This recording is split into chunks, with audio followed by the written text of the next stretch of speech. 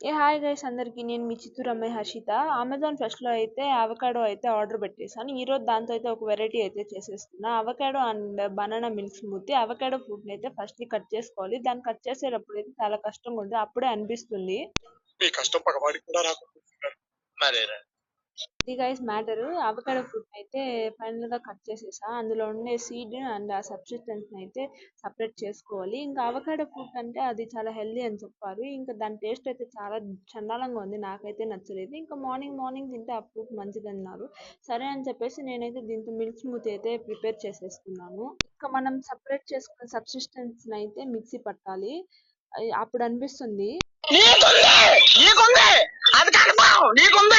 ఇంకా avocado fruit లో ఉన్న సీడ్ అయితే చాలా బాగుంది ఆడుకోవడానికి. ఇంకా దాన్ని అయితే ఎత్తి పెట్టుకునేసాను ఇంటి దగ్గర నాటుదామని చెప్పేసి. ఇంకా బనానా కట్ చేసి మిక్సీ జార్ లో అయితే వేసేసుకున్నాము. ఇంకా మనకు కావాల్సింది బాదము.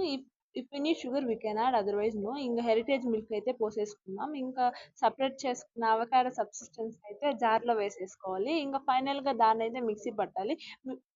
ఇంకా మనకు కావాల్సిన సబ్స్టెన్స్ అయితే వేసుకొని మిక్సీకి అయితే పట్టేసుకున్నాం. అప్పుడే మనకు అనిపిస్తుంది.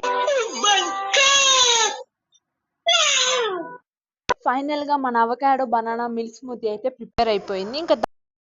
ఇంకా అవకాడో బనానా మిల్క్ స్మూతీ అయితే బాగానే వచ్చింది. అదైతే నాకైతే నచ్చలేదు. ఆ టేస్ట్ అయితే చాలా వర్స్ట్ అంటే వర్స్ట్ గా ఉండింది. ఇంకా దాన్ని అయితే సపరేట్ చేసేసుకున్నా. ఇంకా మా మమ్మీ అయితే కాల్ చేసింది. మా మమ్మీతో మాట్లాడి నెక్స్ట్ వీడియో మళ్ళీ కలుసుకుందాం. Bye guys.